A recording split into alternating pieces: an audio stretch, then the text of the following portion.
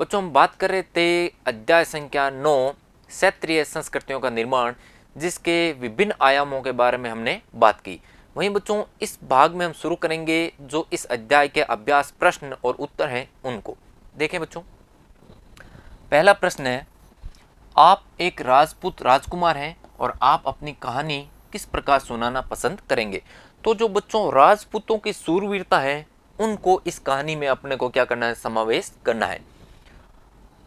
अपनी कहानी एक नायक के रूप में सुनाना पसंद करेंगे और उस कहानी में सूरवीरता, मित्रता, प्रेम, शौर्य, क्रोध आदि जो विभिन्न प्रकार के प्रबल संवेग है इनका चित्रण इस कहानी में किया जा सकता है।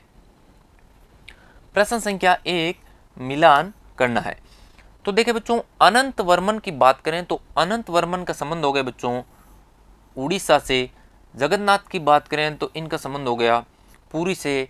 महोदयपुरम का संबंध हो गया केरल से। लीला तिलकम का संबंध भी हो गया केरल से।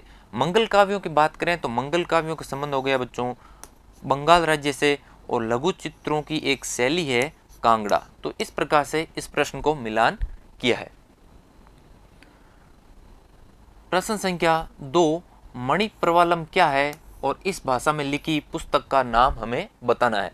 तो मणिप्रवालम क्या है बच्चों, एक भाषा है, शैली है और जिसका अर्थ होता है हीरा और मूंगा, अर्थात जो संस्कृत और एक क्षेत्रीय भाषा इनके संयोग से इस शैली का या भाषा का क्या हुआ है, विकास हुआ है।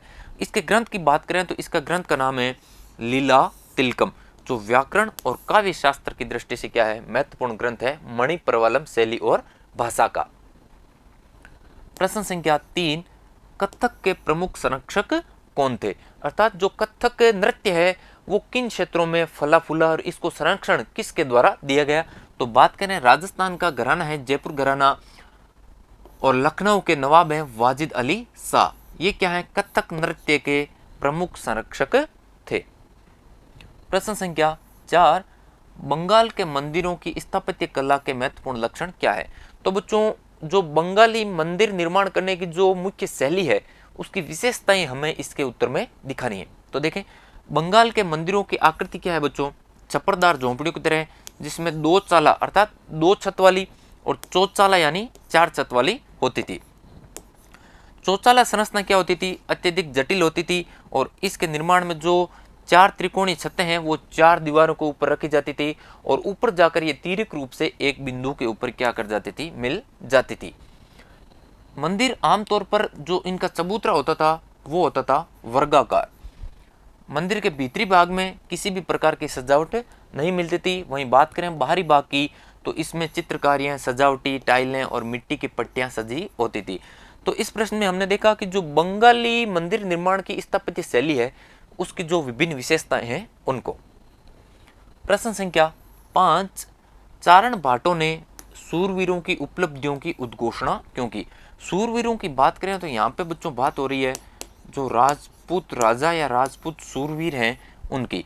तो इनके द्वारा जो चारण और भाट लोग हैं इन्होंने इनकी गाथाओं को काव्य और रचनाओं के रूप में संग्रहित किया। तो क्यों किया, देखें, चारण भाटों ने सूरवीरों की उपलब्धियों की घोषणा उनकी स्मृति को काव्यों और गीतों में सुरक्षित रखने के लिए की थी, ताकि इनके ये क्या है उपलब्धियां सुरक्षित रहे और इनकी स्मृति में अन्य जनों को भी क्या है सूरवीरों का अनुकरण करने के लिए प्रेरणा और प्रोत्साहन मिले।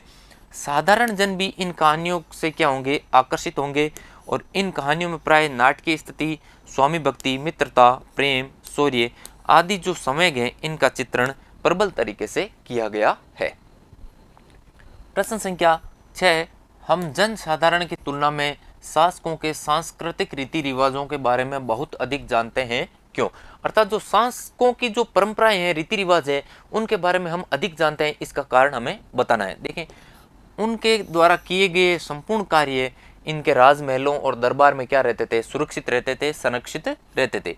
शासक धनी और शक्ति संपन्न होते थे और वे अपनी उपलब्धियों को प्रशिक्षित जो व्यक्ति होते थे इनको नियुक्त करके कविता और कहानियों के रूप में संरक्षित करवाने में क्या होते थे, समर्थ होते थे। इनमें जो धन लगता था वो अत्यधिक लगता था और शासक वर्ग क्या था, धनी था, इसलिए ये कार्य संपन्न हो जाते थे। जबकि जनसाधारण के लोग अपनी उपलब्धियों को संरक्षित नहीं कर पाते थे। शासकों की उपलब्धियां कविता, वीरता, शौर्य, प्रेम, मित्रता आदि के रूप में होती थी, जबकि जनसाधारण के जो सांस्कृतिक रीति रिवाज हैं वो जीवन यापन के रूप में ही होते थे। इसलिए शासकों द्वारा निर्मित कराए गए जो धार्मिक स्मारक, चारण भाट द्वारा लिखी रचनाओं और शासकों द्वारा जो लगाए गए अभिलेख हैं, इनसे हमें शासकों के जो सांस्कृतिक रीति रिवाज हैं इनकी जानकारी जनसाधारण की तुलना में अधिक प्राप्त होती है। प्रश्न संख्या 7, विजेताओं ने पुरी स्थित जगन्नाथ मंदिर पर अपना नियंत्रण प्राप्त करने के प्रयत्न क्यों किए? जनता में पुरी स्थित जो जगन्नाथ मंदिर है उसके महत्व को समझने के लिए जो जगन्नाथ मंदिर है इसके ऊपर इनके द्वारा नियंत्रण स्थापित किया जाता था। इसमें मुगल, मराठे और जो ब्रिटिश ईस्ट इंडिया कंपनी है ये मुख्यतः शामिल होते थे। प्रश्न संख्या 8, बंगाल में मंदिर क्यों बनाएंगे वो हमें बताना है, अर्थात बंगाल में जो मंदिर निर्माण करने की पृष्ठभूमि है वो हमें इसमें बतानी है। मंदिर और अन्य धार्मिक भवन उन्हीं व्यक्तियों और समूह के द्वारा बनाए जाते थे जो क्या होते थे, शक्तिशाली होते थे। इनके माध्यम से अपनी शक्ति का प्रदर्शन करने के लिए और भक्ति भाव का प्रदर्शन करने के लिए मंदिर बनाए जाते थे।